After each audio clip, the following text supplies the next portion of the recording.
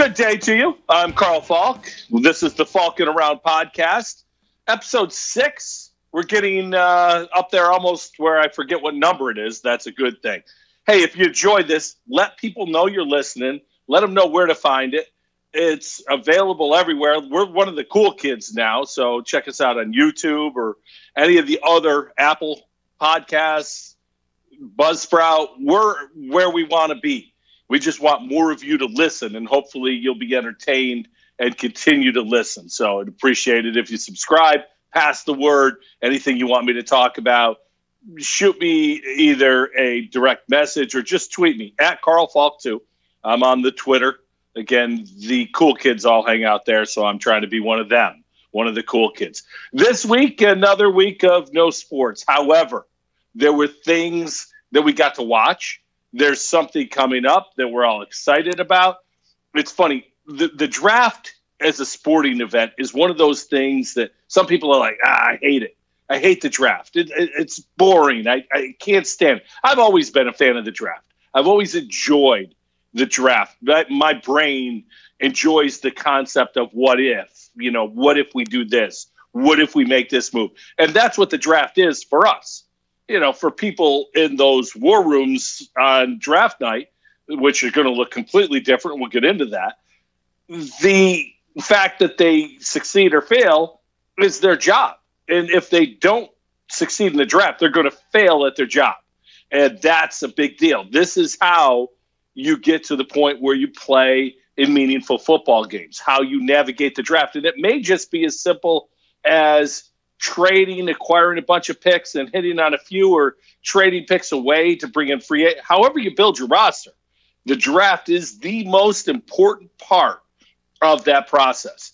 So there's a lot of things to look at, and I, like many others, did a mock draft, and it's fun to, again, for me to do this as an exercise of what I think could happen, and then on draft night watch what happens and go, I had no idea that was going to happen. And I think as fans, it's important to remember that. We're listening to guys like Mel Kiper, Todd McShay, Jeremiah, whoever you're watching for their mock drafts.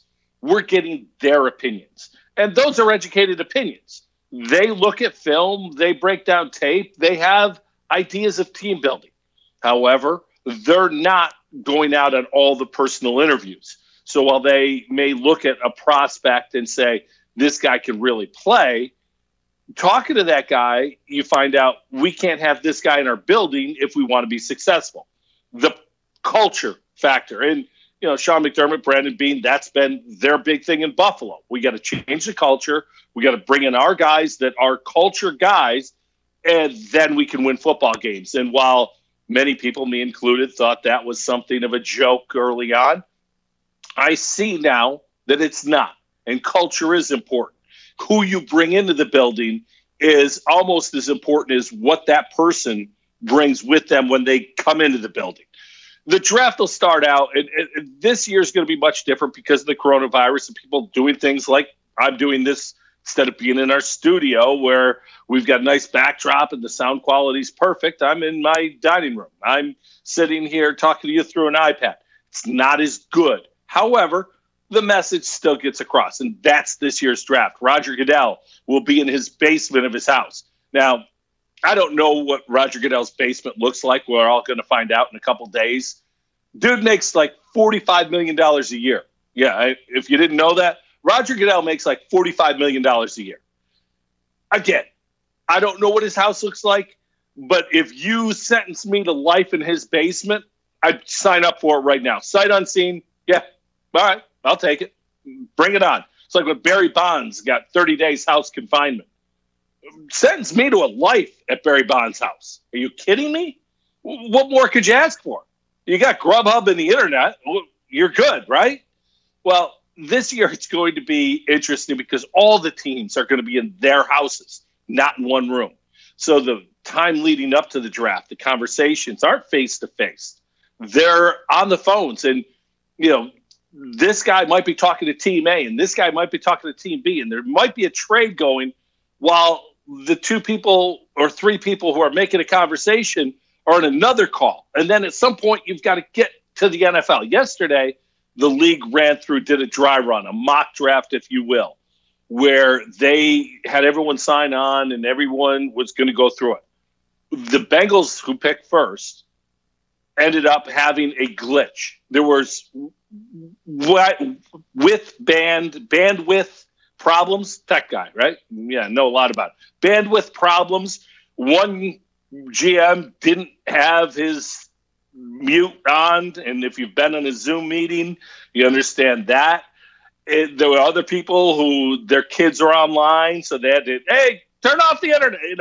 It's crazy that when it gets to this point, these important decisions, and guess what? They're affected just like we are. I'm still blown away that every person affiliated didn't go out and get about 5 landlines for this month. Landlines are still a thing, I guess. I don't have one, but I've heard rumors they are. And made sure that the landlines are in place in case the internet goes down. It's going to be an interesting night of viewing. But as far as the draft itself, the top 5 are going to be fun to watch. Joe Burrow is going to go number 1, whether it's to the Bengals or somebody gives them a boatload to go up and get him. But if you're the Bengals, you have to take Joe Burrow. You really do. You've got an offensive line that's young and hopefully improving, although there's some questions on some of the guys they've drafted in the last couple of years. Injuries and lack of development, those things have hurt some of the guys, but they've got wide receivers. They've got Joe Mixon. They got a really good defensive line. They don't have a quarterback, and they don't have an identity. Joe Burrow will give them that. They've got to stay there, in my opinion, and take this guy at this time. The Redskins go too. The best player in this draft is Chase Young. He's a game-changing defensive end. Think of Nick Bosa, what he did last year for the 49ers. Now, he joined a very good defensive line and finished the job there, if you will. Well, guess what? The Redskins already have a pretty good defense in place. Now, it's not a defense that's upper echelon, but if you have a decent defense and you add an elite piece, that guy that every time the quarterback comes to the line, points him out. There he is. Know where he is. Spend extra help making sure he doesn't ruin your game. That guy could take a decent group and make them an elite group. And I think that's what Chase Young can do. And then the fun begins to me at number 3. The Lions, they need help all over, especially defensively. They need help in the secondary, and they need help on the defensive line. Linebackers always in position of need in Detroit. Offensively, they can always use more. Matthew Stafford isn't getting any younger. But the smart money to me is that the Lions trade out of there. Tua Tagovailoa is the guy that people will come up to get. Will somebody pay that price? Will the Dolphins pay that price? The Dolphins are the team in this draft to control. They've got 3 firsts. They've got 2 seconds. They've got a lot of draft capital where they can move either way, up, down, and continue to build the team. Remember, at the end of last year, Dolphins were a tough out. Brian Flores did a really good job there. They've had a good offseason, brought in some good players on defense. Continue the build. But do you do it with Tua? Is that the guy? Now, to me, what makes sense there is the other LA team, the Chargers, another team who's defensively pretty good. But they've lost their quarterback, Phillip Rivers. Tyrod Taylor, if you're a Bills fan, you know what Tyrod is. Tyrod's the vanilla quarterback. You can win games with him. You're not going to win games because of him. The Chargers last year had trouble having a home field advantage in a soccer stadium. They are the JV team in a huge market in LA. Theoretically, the Rams and the Chargers are going to move into this new palace being built by Rams owner Stan Kroenke. When that happens, the Chargers are actually going to have even less of an identity in LA than they did playing in the soccer stadium. How do you change that? Well, you get a game-changing player, and bring them into your organization, and that is how you change things. And then you win. You have to win. Because if that guy just comes in and people buy tickets to see him play and you'll still lose, they won't re-up. And that's an important factor. So I think the Chargers are the team to watch. I don't think the Dolphins are necessarily the team to watch for Tua. I think the Dolphins have so much draft capital and there's so many questions about Tua with his health that you're better off if you're the Dolphins standing pat, seeing what happens in front of you, and maybe even try trading down a little bit, get more draft capital, and then get a guy like Justin Herbert. It'll be fun to watch at number 3. Detroit can go anywhere. Then there's the Giants. The Giants, another team. They need offensive line badly. Saquon and Daniel Jones look like they're building blocks offensively. But defensively, they need help everywhere. They need help at the back end. I think they need help at the defensive line, and certainly the linebacker position. They're one of the worst in the league. So the top 5 are going to be a lot of fun to watch. Later on, there's a lot going on in the draft, and there's teams like the Bills who don't have a first-round pick. There are teams that have multiple first-round picks. The multiple first-round picks this year, Dolphins obviously with their 3. 49ers, think about that. 49ers played in the Super Bowl. They have 2 first-round picks, and there's a lot of discussion that the 49ers may be looking to trade back, and if they do that, they'll accumulate more draft capital. They don't have big needs, but they certainly can go a long way to reshaping their team. It's already a very good team. Defensively, they're great. Offensive line's very good. Joe Staley is coming back, but he's somebody they may look to replace. So maybe now's when you draft a tackle. A lot of tackles available in this draft. Maybe the Niners do that. The Raiders have 2 first-round picks. The Raiders are a team to watch on draft night as well. They're a team that I think could move up if they want to get a certain player. They've targeted that one guy. Remember last year, first year with Mike Mayock at the helm for the Raiders. A little bit unconventional. Maybe took players that other teams didn't value as highly as they did. So I think the Raiders are a team that we have to pay attention to. The Jags. I'm going to get to the Jags in a second because there's a lot going on down in Jacksonville. Not only the beach being packed 20 minutes after the governor reopened them, but the Jags are just a mess. But they have 2 first-round picks and likely a team that may move a little bit draft night as well. The Vikings, of course, they have the Bills first-round pick, so they have a couple as well. So there are teams to keep an eye on, and there's also a bunch of teams with multiple second-round picks. One team I want to hit on is the Cleveland Browns, who sit at number 10. Browns have a need on that offensive line at tackle, at guard, at center. They have needs on the offensive line. They've done a nice job, gone and got themselves a right tackle in Jack Conklin from Tennessee. I think that's a good move. The conventional wisdom is that they draft a left tackle at number 10. But if I'm running the Browns, and the way they go through GMs next year at this time, I very well may. I mean, they're going to hire somebody else. Might be me. Probably not. Most likely, it won't be me. But whatever. You get my point. The Browns have a team that's very talented, but needs offensive line help. And not just one guy. One guy helps. Absolutely. But why not trade down? The Falcons are a team that many people look at as wanting to move up. They need defense. They continue to need defense. Year after year with the Falcons, it's about their lack of defense. The Falcons are at 15. If I'm the Browns, I do this. I trade back from 10 to 15. I get the Falcons' second-round pick to do that. Now, the Browns have additional draft capital in the second round. At 15, they're still going to be able to get a very good player and potentially trade down again to replace the second-round pick that I'm going to trade to Washington for Trent Williams. So now I've added Trent Williams and Jack Conklin as my tackles. All of a sudden, that line looks much better. And if you draft with one of the other pieces of draft capital that you have, an interior offensive lineman who's going to be an upgrade over Wyatt Teller, Bills fans, remember that? Yeah, Wyatt Teller is currently starting at guard for the Cleveland Browns. Think they need an upgrade? I certainly do. So if you're a Browns fan, think about that, and hopefully they'll listen to my advice because that's a no-brainer in my opinion. They have the most cap space going into the draft of all the teams in the NFL. So getting a new deal done with Trent Williams won't be difficult. Bringing a veteran presence and a great left tackle, and he is at that, a great left tackle, into your organization, all of a sudden Baker Mayfield just got better.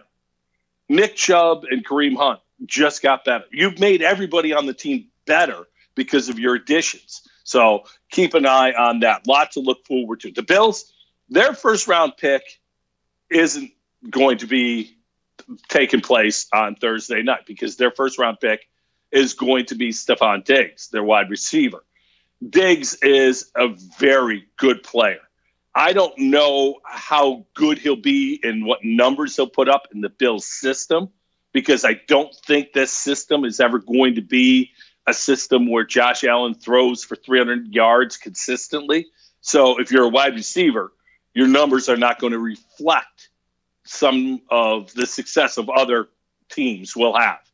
But having Diggs on the outside makes John Brown better, makes Cole Beasley better, makes Devin Singletary better, and certainly gives Josh Allen a better chance at success. And there's nothing more important offensively for the Bills this year and next than that last part, Josh Allen moving forward and becoming the guy that Brandon Beane and Sean McDermott traded them to. But if you're a Bills fan, don't lose heart. Listen to Deion Sanders talk about the Bills offseason. After you look at some of these moves that have been made in free agency, which team do you think helped themselves the most? When you just throw it out there like that, the first thing comes to my mind is the Tampa Bay Buccaneers, but I'm going to dig a little deeper. I like the Buffalo Bills. Man, do I like the Buffalo Bills. Defensively, they're in the top 3 or 4 amongst the league.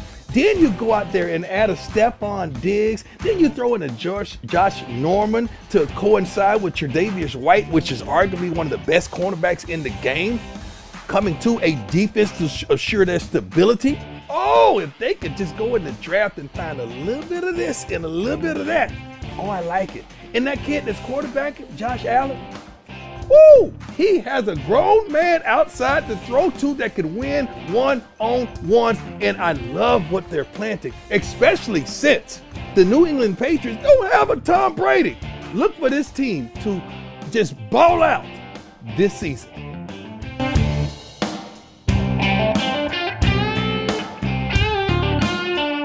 We could debate whether or not Brandon Beane and Sean McDermott have nailed the draft in their first couple of years. I mean, you still don't know about Josh Allen. Tremaine Edmonds looks better and looks like he's trending to where they thought he'd be when they drafted him. Tre'Davious White certainly has become a star at cornerback. This past season, Ed Oliver showed signs. So there are good things, and there are things that you look at and go, I'm not really sure. Zay Jones is already gone as a second-round pick that they traded up to get. Deion Dawkins, I think, will be there for a long time. I think they'll re-up him and keep him at left tackle. There are a lot of reasons to be optimistic. Cody Ford showed signs, although I still think he's better served as being a guard than a right tackle. There are signs that they've done well. But what they've done better, in my opinion, than most of the teams in the league, they have changed their team through free agency and not the big ticket items. Year one, bringing in Jordan Poyer and Micah Hyde. It was great additions there. I didn't like the Trent Murphy signing, but he's become a solid player on that defensive line. They've gone out and added pieces on the offensive line. Mitch Morse was a big ticket item, if you will, but Feliciano and Spain were not. Ty Nsekhe was not. Yet these guys have become pretty important players going forward. The Bills this year adding depth, creating competition. Mario Addison, what he'll bring. You add Josh Norman to that cornerback room. All of a sudden, Levi Wallace is being pushed. Taron Johnson's being pushed. Young guys who maybe think they've made it, all of a sudden they've got to step up and go forward. The depth that they brought in, the talent they brought in, the trade to bring Diggs in, as I mentioned, it changes things. So while the Bills are the team with the least amount of draft capital going into the draft on Thursday night, this, to me, isn't a concern because of the offseason that they had. And you heard Deion Sanders say he loved the offseason. There's a lot of discussion about the running back position. Devin Singletary showed great signs, in my opinion, last year, and is a guy that, in my opinion, 200 carries this year, minimum. We write that on the board day one of training camp. We got to get Devin Singletary the ball 200 times on the ground and maybe throw another 50 passes to him. Get him touches because good things happen when you give him the ball. Yet he's not a back that in short yardage you want to run the offense through. Josh Allen has become their short yardage back. Remember, in 2 years, he's got 17 rushing touchdowns, same amount as Saquon Barkley, the guy who last week I compared to Barry Sanders. So the Bills have that short yardage game. It's just with their quarterback. But as time goes on, I think you change that. And I think this year, the Bills, one of their unfinished pieces of business is the backup running back position. An interesting name came up this week as being available and trained. The Jacksonville Jaguars are a disaster. Now, we could have said this for a long time. Dave Caldwell, their general manager, has been there since 2013. Dave Caldwell's teams are 36 and 76, 40 games under 500 since he has been the draft. His first draft, 2013, he took Luke Joeckel as their number one pick. He was the second pick overall. He's out of football. This is 7 years ago. There's only one player from that draft that he drafted still in the league. The next year, his number one pick was Blake Bortles. The second pick was Marquise Lee. Lee got released yesterday. He was one of the highest paid players on the Bengals or on the Jaguars. Dante Fowler is gone. TJ Yeldon's in Buffalo. They were the top two picks in 2015. Jalen Ramsey is gone. He was the number one pick in 2016. Leonard Fournette in 2017 was the fourth overall pick. A few quarterbacks went after him. Some guy Watson, some guy Mahomes. They look okay. But, you had Blake Bortles at that time, so you don't go for a quarterback. The Jags have basically announced to the league that Leonard Fournette can be had for a new virus mask and a bag of footballs. A third-day pick, fifth, fourth rounder, maybe available. And many Bills fans immediately jumped on it. Hey, Leonard Fournette, Devin Singletary, big back to quick back. Last year, Fournette had his best year ever, had over 1,000 yards, caught a whole bunch of passes. He was sixth in the league in all-purpose. Let's talk about this. He's only getting $4 million a year this year, and next year, his fifth-year option is about $8 million. And then I heard this. Yeah, a report came out over the weekend about the Jaguars possibly moving Fournette, and as Ian Rappaport reported this morning, that's been going on for a while. That was happening around free agency, so it's starting to look like Leonard Fournette's time with the Jaguars is coming to a close in one form or another here. And look, the reason for that is several-fold at this point. Tom Coughlin seemed to be the driving force for drafting Fournette and having that run-first offense, but frankly, the production just hasn't been there, and there's been issues with Fournette behind the scenes as well. I'm told via sources that he's been perennially late, and over the last couple of years, just hasn't put in the kind of work you need to succeed at this level. He's been sleeping through meetings. They've had to wake him up a few times in the middle of team meetings or offensive meetings, and also just his mood. He tended to be a moody player from time to time, despite the fact that he was third in the league in touches. And by the way, the last time we saw the Jaguars was on the field in Week 17, putting up a season-high 38 points on the Colts. Fournette didn't play in that game, so that's why the Jaguars are looking to move on from the former number 4 overall pick. Mike Garafolo of the NFL Network letting me know that Leonard Fournette is not a culture guy. He's not a guy who's going to go along with the process. Can he help the Bills? Absolutely. Could he be somebody that you look at and say, hey, if I'm giving up a fifth-round pick for this guy, and I bring him in and he's sleeping through meetings, I could cut him, and I've lost a fifth-round pick. Risk-reward. Do you give him a change of scenery and see if maybe he gets with the program? The problem to me in this scenario is you look at the Bills, especially on the offensive side of the ball. Who is their offensive leader? Who is the veteran presence that has the wherewithal and the cachet to grab a kid by the face mask and get in his face and let him know you better get with the program? They really don't have that. Sean McDermott, Brandon Beane talk about having a veteran in each room. Who's the veteran in the running back room? TJ Yeldon, who got jettisoned from Jacksonville because of Leonard Fournette. I don't think it works in Buffalo. I don't know that it'll work anywhere. Look, this kid can play, and someone, New England maybe, gets a running back that all of a sudden you look at and go, how did they give him up for a 5th-round pick? If you put Leonard Fournette in the right situation, Leonard Fournette decides he wants to be the guy that he can be, go out and play. Now, last year, he got himself in tremendous shape going into the season, had injuries the first 2 years. Going into last year, he lost weight. He was in shape, showed signs of maturity. But the fact that here we are a couple days before the draft, he's available for a 3rd-day pick. And I'm not talking about a 3rd-round pick. We're talking 4th or 5th rounder. It shows that the word is out that Leonard Fournette is not somebody who your organization is going to be comfortable bringing in. I think that Brandon Beane and Sean McDermott have taken some more chances on guys this past offseason. Stephon Diggs isn't known as a character guy. He's an extremely hard worker, but like many other wide receivers, he's volatile. He's somewhat of a diva.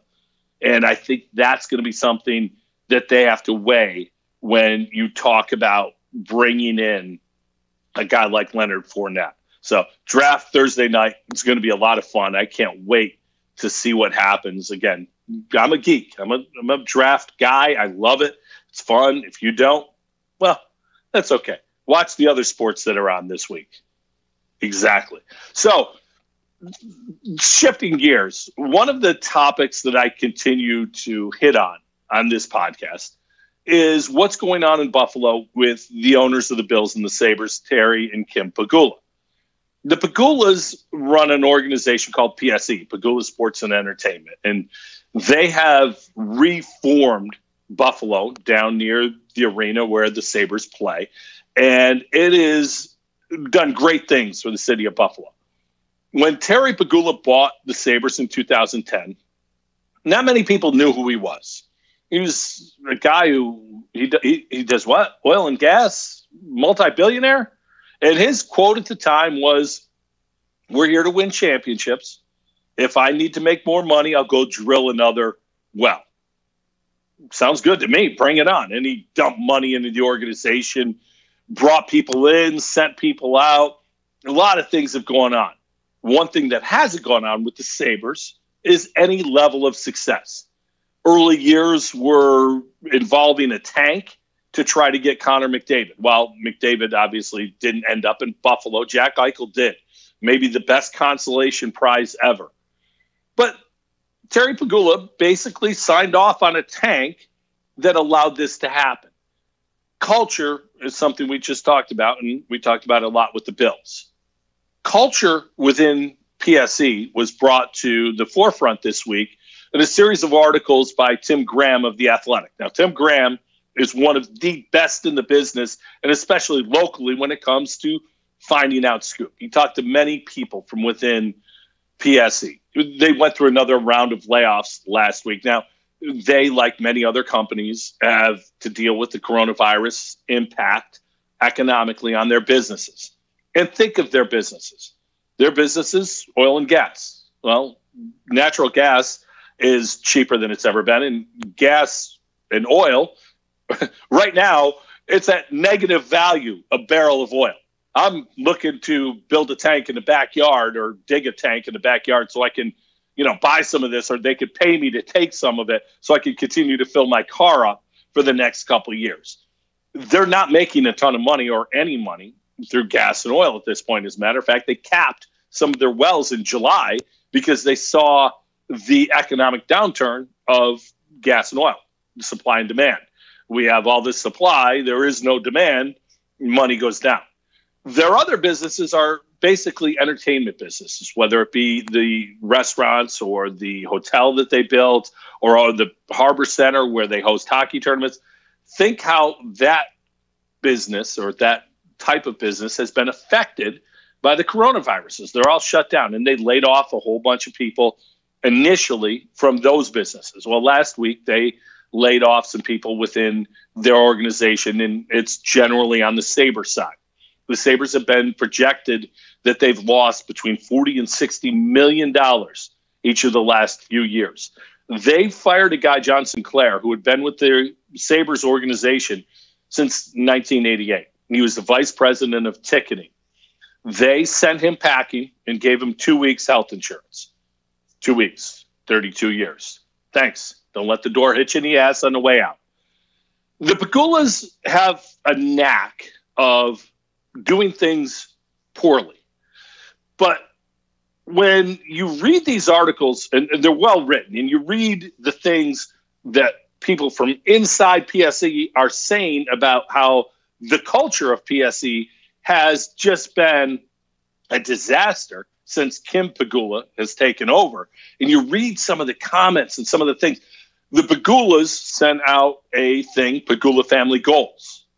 This was a video presentation. They live down in Florida because of tax purposes. They save much money living down there as opposed to living in New York State and paying New York State taxes.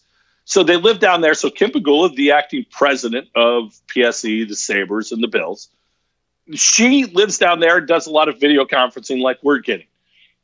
Pegula Family Goals. The first 3 family goals, the first 3 objectives, win championships, to have sustainability, and return on investment. The biggest goal for Kim Pegula was to maintain their lifestyle. Maintain it. Look, their lifestyle is something we can't fathom. I know hardships have hit everybody, and I've just detailed how hard the Pegulas have been hit. So hard, in fact, that they had to stop production on the super yacht that they were having built. I know. Tough times. We've all had them, so we can relate. Kim Pegula has the ability, in my opinion, to be a very strong voice. For years, it was rumored that she was the loudest voice behind the scenes. We've seldom heard from her. And that bothered me because here's a woman in sports who can be that strong woman voice, and something that I think sports needs more of. And she seemed reluctant to do that. And I always wondered why, because to hear her speak, she's very well spoken. She's very intelligent. There are a lot of good qualities about her. But now, because she's ascended to those roles, because she's fired everybody else, you listen to what she says and how she says it, and maybe now we understand why she didn't. After the article came out in The Athletic, she agreed to do a Q&A with Tim Graham, the author of those articles. Her answers were very interesting if you look at the psychology of her answers. One word, and I'll say letter, was used so often it really bothered me. I had tough decisions to make. I had to look at the sustainability. I had to do, we. What happened to our organization? One Buffalo. What happened to we have to work as an organization? There's no we. It was all I's. And if I'm somebody who reads through things, it's just how my brain works. I just see her as a me guy. And I know I'm saying it weird, but she is somebody who acts as if she doesn't have to answer to anybody, which she doesn't. She doesn't have to listen to anybody, which she doesn't. Basically, she's acting like a typical billionaire. So many of our billionaires get to a point where everyone around them is somebody on their payroll or benefiting from their success. So we get into the emperor has no clothes mentality. You're not going to tell the person who's feeding you that they're doing something wrong. Go back to Deion Sanders, who we heard from earlier in the podcast. One of the greatest things he ever said is all young athletes need one thing. They need to hire a no person. Everyone's like, yes, man. That, you're my boy, and you're the one picking up the tab every night. I'm never going to tell you you're doing something wrong. Hire somebody to be honest with you. Most billionaires don't have that person around them. And in the Sabres organization, they've all been fired. Now, to this point, the Bills organization has been unaffected by this. These recent layoffs all came on the Sabres side, and it's been reported, and I haven't seen it confirmed, that even general manager Jason Botterill had taken a pay cut. So when you look at that, the Sabres, it's very concerning. They've, again, lost all that money. They had 6 games canceled. The Bills haven't had any games canceled. The Sabres need to figure out a way to get better. Let's look at the big picture of things, shall we? The trickle-down effect of this is with the Sabres and with KeyBank Arena, an arena that's now almost 25, 26 years old, they need an infusion of capital to fix that arena, improve it. It's 25 years old. It's been beaten up a little bit. It needs to get better. Then again, looking in the future, what events are going to be held there? What concerts are going to be held there in the next 6 months? Or what sporting events are going to be held there in 8 months? Are the Sabres going to be back at October like they normally are? We don't know these things. Yet it needs an infusion of cash. Here in Rochester, they also run Blue Cross Arena. They also own the Amerks and the Nighthawks. Those are so far down the to-do list, I don't see any improvements coming the way of the Rochester Blue Cross Arena. The city of Rochester entered into a deal with the Pegulas to run the arena that they thought they would get an infusion of money in the downtown area, similar to what Buffalo got with Harbor Center and the hotels. Well, to this point, 3 years in, nothing's happened in Rochester. Nothing's going to happen. Now let's look at another side of the Pegulas' economic woes, and I say that tongue-in-cheek, and how it may affect other things, like the Bills. The Bills were purchased by Terry and Kim Pegula for $1.4 billion in 2014. I did some math, economics class time. If you were to finance that purchase at 5% over 10 years, the average annual payment would be about $168 million a year to pay off that note in 10 years at 5%. $168 million. In 2018, because the Green Bay Packers are a publicly traded company, they have to release their balance sheet. The Packers reported in 2018 that their money from the television contract in the NFL was $255 million. So if the Pegulas paying that $155 million note off each year, they would profit $87 million if simply they ran a break-even organization based on ticket sales, parking, concessions, apparel, all the things that go along with it, advertising within the stadium. If all of that paid for all their expenses, they would profit almost $90 million. So that's a good thing because the Sabres are losing $40 to $60 million. So Terry and Kim Pegula are still netting somewhere close to $50 million, you would think.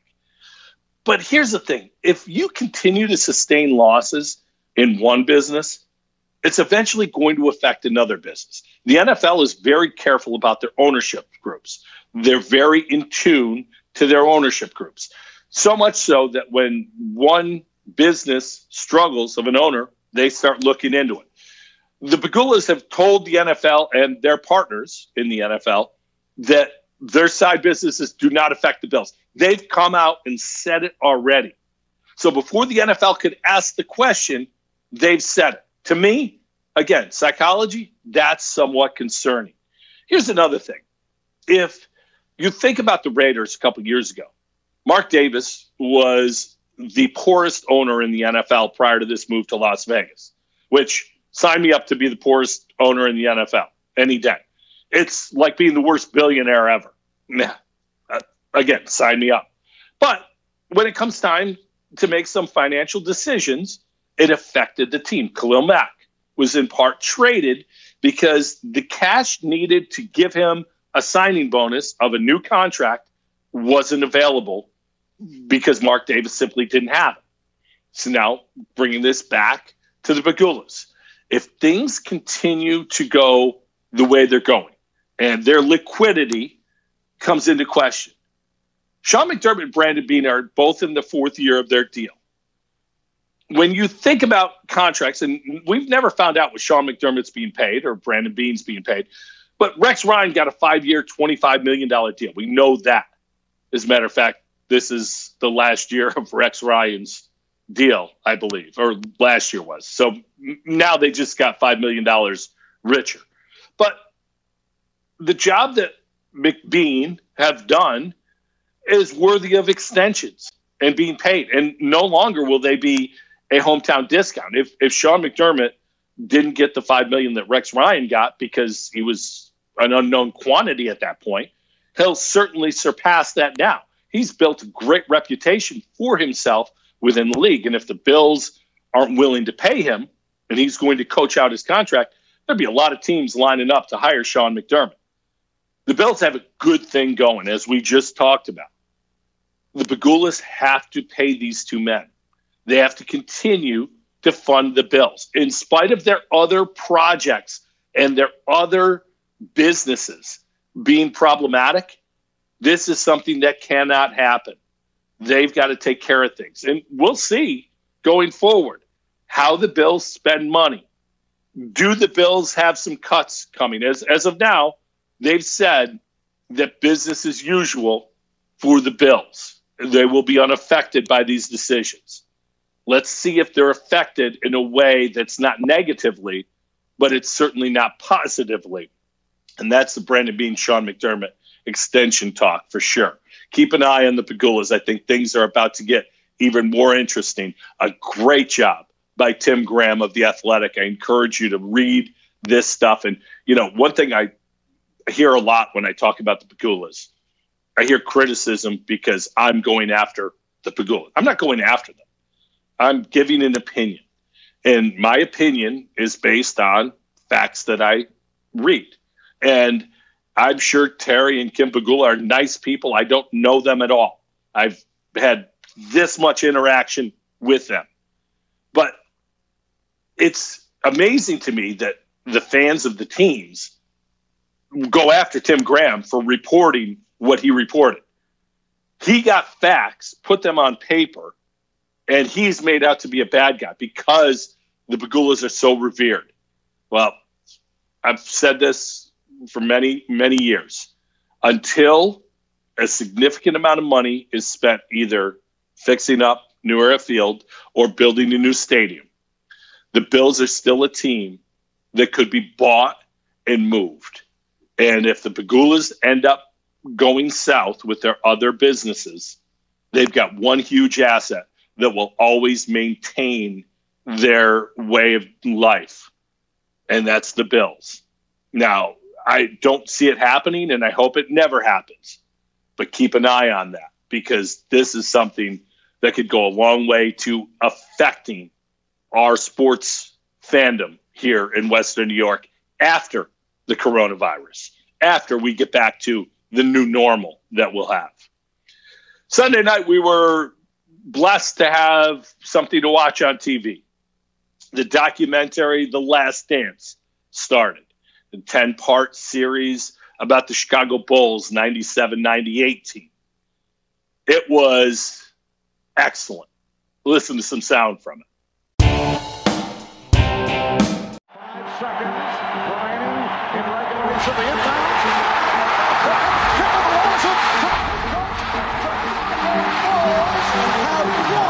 Their 5th championship in the last 7 years. As hundreds of thousands of fans cheered the Bulls, the drama of what will happen to this great dynasty was apparent to all. This will be Phil's last year as the coach of the Bulls. At the conclusion of the year, we'll look towards the future. After the 5th championship, we realized, other than Michael, the rest of the guys were probably at the end of their high productive years. And we realized maybe this was the time to do a rebuild and not try to win its 6th championship. The game's over. Have a sense of respect for the people who have laid the groundwork so that you could be a profitable organization. Can the Bulls keep this team together? Is there any doubt that Michael will come back? I just kept hearing this over and over again, and I was just getting irritated. Like, we were winning. Michael Jordan's the only player that could ever turn it on and off, and he never freaking turned it off. It just didn't seem real. There was none other like him. His balance, his footwork. We felt like we were the greatest team ever. You have to wonder why Michael Jordan, who is surely the most popular player in our time, would be, in effect, driven out of professional basketball. We're entitled to defend what we have until we lose it. The only question, how long can it last?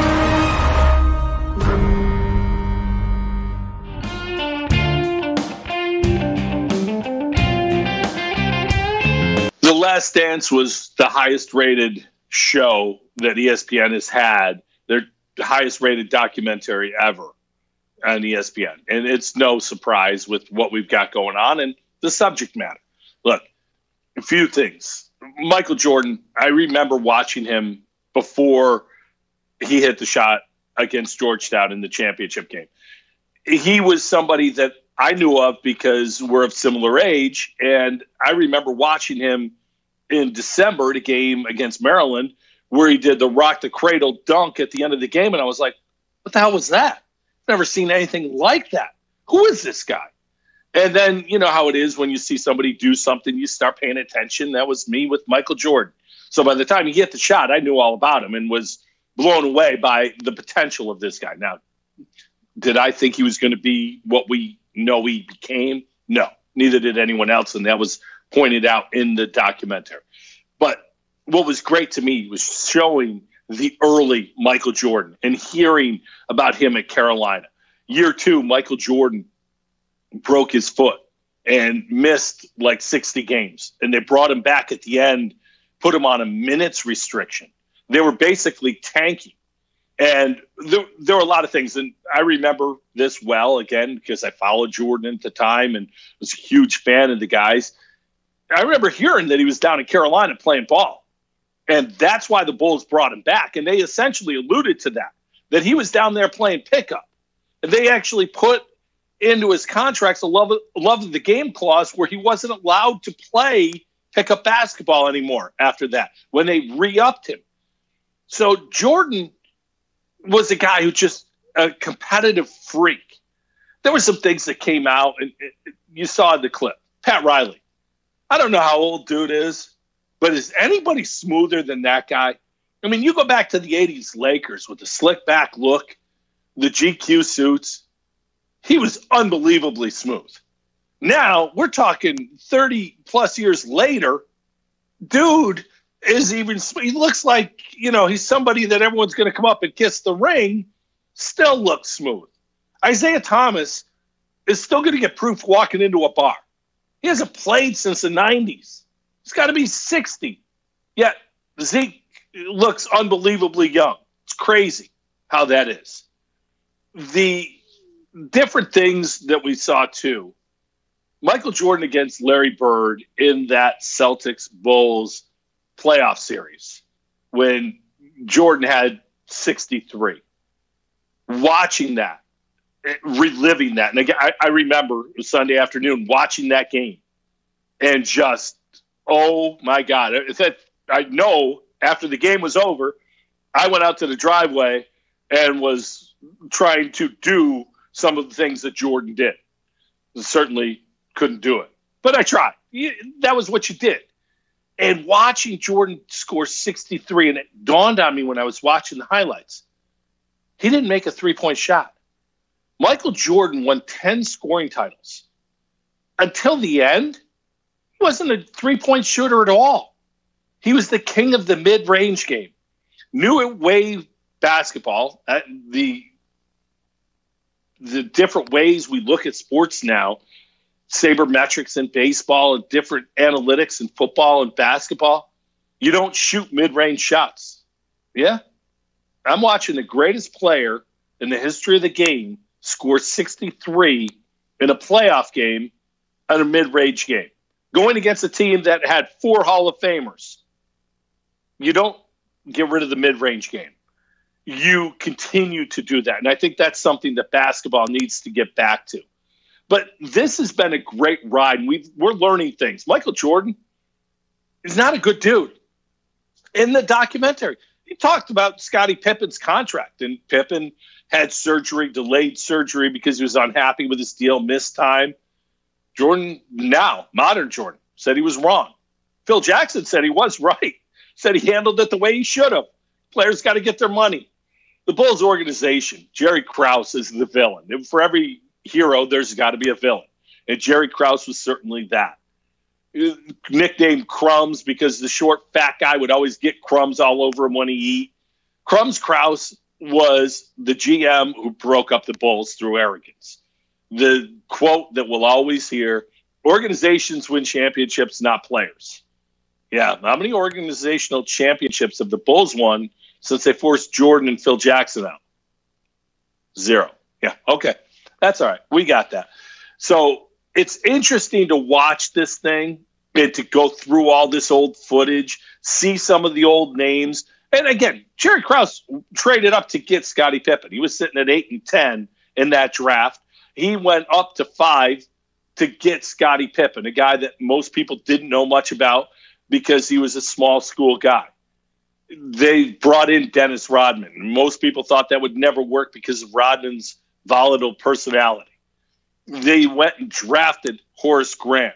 So they made moves that worked for the team. They traded Charles Oakley, who was a very good player, for Bill Cartwright because they needed a big.